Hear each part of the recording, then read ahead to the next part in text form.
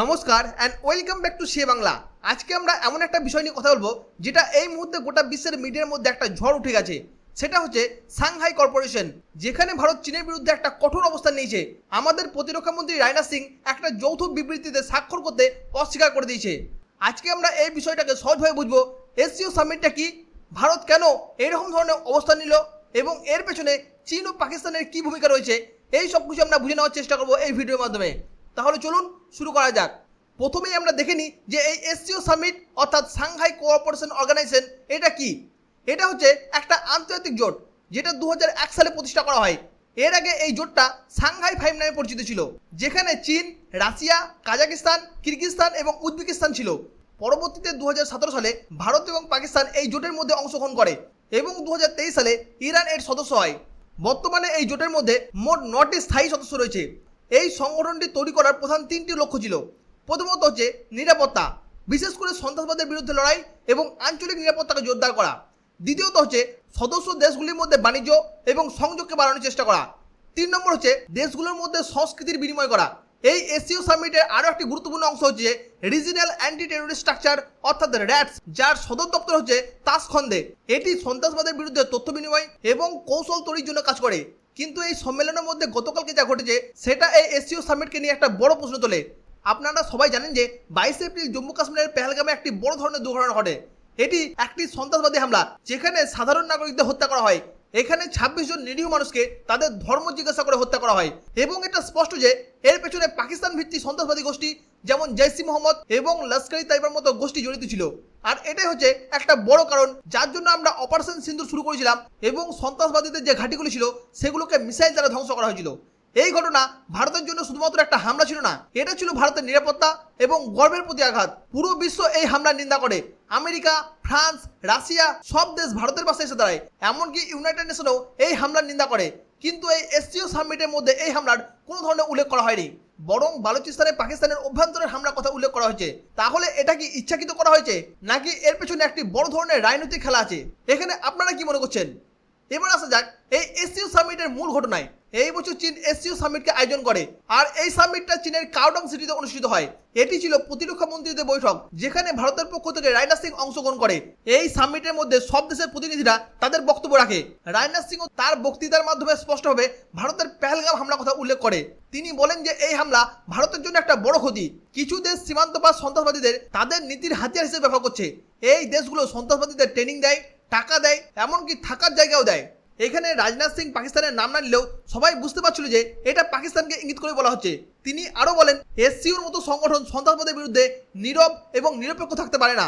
আমাদেরকে স্পষ্টভাবে সন্ত্রাসবাদের বিরুদ্ধে কথা বলতে হবে এবং পদক্ষেপ নিতে হবে। কিন্তু যখন সবারই বক্তৃতা দেওয়া হয় এবং বক্তৃতা দেওয়ার পরে সম্মেলনের শেষে যখন একটা যৌথ বিবৃতি উপস্থাপন করা হয়, কিন্তু সেখানে দেখা যায় যে ভারতের পেহেলগাম হামলার কথা কোথাও উল্লেখ করা নেই।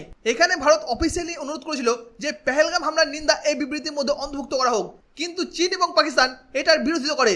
উল্টে আমরা দেখতে পাই যে এই বিবৃতির মধ্যে বালুচিস্তানে পাকিস্তানের মধ্যে ঘটে যাওয়া যে হামলা কথা সেটা উল্লেখ করা হয়েছে, যেমন জাফর এক্সপ্রেসের মধ্যে হামলা, এবং এই হামলার জন্য বালুচিস্তান লিবারেশন আর্মিকে দায়ী করা হয়। এমনকি পরোক্ষভাবে ভারতের দিকেও ইঙ্গিত করা হয়। আর তারপরেই রাজনাথ সিং এই বিবৃতি থেকে স্পষ্টভাবে বলেন, আমরা এই নীতিতে স্বাক্ষর করব না, কারণ এই বিবৃতি ভারতের সন্ত্রাসবাদের বিরুদ্ধে অবস্থানকে দুর্বল করে। এটা ভারতের অখণ্ডতার প্রশ্ন। তার ফলে আমরা দেখতে পাই যে ভারতের অস্বীকারের কারণে এই এসসিও সামিটের যে যৌথ বিবৃতি সেটা জারি করতে পারেনি চীন। এটা হচ্ছে এসসিও সামিটের জন্য একটা বড় ধাক্কা, কারণ এই যৌথ বিবৃতিকে জারি করতে হলে সব দেশের সম্মতির প্রয়োজন হয়। কিন্তু এখানে আপনার মনে প্রশ্ন আসতে পারে যে এই ঘটনাটা কেন এত বড় করে দেখানো হচ্ছে? এর পেছনে বেশ কয়েকটি কারণ আছে। প্রথমত হচ্ছে ভারতের শক্তিশালী অবস্থান। ভারত দেখিয়ে দিয়েছে যে আমরা জাতীয় নিরাপত্তা এবং সন্ত্রাসবাদকে নিয়ে কোনো রকমের আপোষ করবো না। পেহেলগাম হামলার মতো গুরুতর ঘটনাকে এড়িয়ে চললে ভারত কখনোই চুপ করে থাকবে না। এই ঘটনা দেখায় যে এসসিও সামিটের মধ্যে কোনো ধরনের ঐক্য নাই। বিশেষ করে ভারত, চীন এবং পাকিস্তানের মধ্যে একটা স্পষ্ট বিভেদ দেখা যাচ্ছে। চীন এবং পাকিস্তানের ঘনিষ্ঠ সম্পর্ক এখানে একটি বড় ভূমিকা পালন করছে। চীন এই এসসিও সামিটকে তাদের নিজস্ব ভূ রাজনৈতিক স্বার্থের জন্য ব্যবহার করছে। পেহেলগাম হামলার কথা না উল্লেখ করে তারা পাকিস্তানের পক্ষ নিয়েছে, আর এটাই চীনের দুমুখী নীতিকে দেখায়, যেখানে চীন সন্ত্রাসবাদের বিরুদ্ধে কথা বলে কিন্তু আবার পাকিস্তানের মতো সন্ত্রাসবাদী দেশকে তারা আবার সমর্থন করে। তাই ভারত এই পদক্ষেপের মাধ্যমে গোটা বিশ্বকে জানিয়ে দিয়েছে যে আমরা সন্ত্রাসবাদের বিরুদ্ধে জিরো টলারেন্স নীতি মেনে চলি। আর এটাই হচ্ছে ভারতের কূটনৈতিক শক্তি এবং স্বাধীন পররাষ্ট্রনীতির প্রমাণ। চীনের এই যৌথ বিবৃতি জারি করতে ব্যর্থ হওয়া এটা এসসিও সামিটের ঐক্য এবং বিশ্বাসযোগ্যতাকে নিয়ে একটি বড় প্রশ্ন উঠছে। আমরা যদি চীন এবং পাকিস্তানের সম্পর্ক দেখি, তাদের সম্পর্ক বহু বছরের। চীন পাকিস্তান অর্থনৈতিক করিডোর অর্থাৎ সিপ্যাক এই সম্পর্কের একটি বড় উদাহরণ। চীন পাকিস্তানকে অর্থনৈতিক, সামরিক এবং কূটনৈতিক সমর্থন করছে। যদি আমি একটা উদাহরণ দেখি, জাতিসংঘের মধ্যে পাকিস্তান ভিত্তিক সন্ত্রাসবাদী সংস্থা মাসুদ আজহারকে গ্লোবাল টেররিস্ট ঘোষণা করার প্রস্তাবে চীন বারবার ভিডিও দিয়েছে। আর এটাই দেখায় যে চীন সন্ত্রাসবাদকে নিয়ে দ্বৈত নীতি অনুসরণ করছে। এই এসসিও সামিটের মধ্যে চীন পাকিস্তানের পক্ষ নেয় এবং পেহেলগাম হামলাকে এড়িয়ে চলে। আর এটা ছিল ভারতের জন্য অগ্রহণযোগ্য। আর তার জন্যই রাজনাথ সিং, অজিত ডোভাল এবং ডক্টর এস জয়শঙ্কর বারবার সন্ত্রাসবাদের বিরুদ্ধে কঠোর অবস্থান নিয়েছে। এমনকি সম্প্রতি শশী থারুর, যে একজন কংগ্রেস নেতা, তিনিও একটি সম্মেলনে ফার্সি ভাষায় রুশ কর্মকর্তাদের সঙ্গে কথা বলেছেন, যেখানে পাকিস্তানের সন্ত্রাসবাদের কথা তুলে ধরেছেন। ভারতের এই অবস্থান শুধুমাত্র এই এসসিও সামিটের মধ্যে সীমাবদ্ধ নয়। আমরা দেখেছি যে 2023 সালে যখন এসসিও সামিট হয়, তখন ইসরায়েলের বিরুদ্ধে একটা বিবৃতি জারি করতে চেয়েছিল। তখনও কিন্তু ভারত তাতে সম্মত হয়নি। আর এটাই দেখায় ভারতের পররাষ্ট্রনীতি এখন অনেক বেশি স্বাধীন এবং শক্তিশালী। কিন্তু এখন প্রশ্ন হচ্ছে যে ভারতের কি এই এসসিও সামিটের মধ্যে সদস্য থাকা উচিত? এই এসসিও সামিটের যেখানে মূল লক্ষ্য হচ্ছে সন্ত্রাসবাদের বিরুদ্ধে লড়াই, কিন্তু যদি এই সংগঠন ভারতের উদ্বেগকে এড়িয়ে চলে, তাহলে এই সদস্যপদের মূল্যটা কি? আর তার জন্যই ভারত ব্রিক্সের মতো অন্যান্য জোটের মধ্যে ভারত সক্রিয়ভাবে অংশগ্রহণ নিচ্ছে, যেখানে অর্থনৈতিক সহযোগিতার উপর বেশি করে জোর দেওয়া হচ্ছে। কিন্তু এই এসসিও সামিটের ক্ষেত্রে চীনের অধিপত্য এবং পাকিস্তানের সঙ্গে চীনের ঘনিষ্ঠ সম্পর্ক ভারতের জন্য একটা চ্যালেঞ্জ সৃষ্টি করছে। আগামী দিনে প্রাইম মিনিস্টার মোদী এই সম্মেলনের মধ্যে অংশগ্রহণ নেবে কিনা সেটা নির্ভর করছে ভারতের কৌশলগত সিদ্ধান্তের উপর।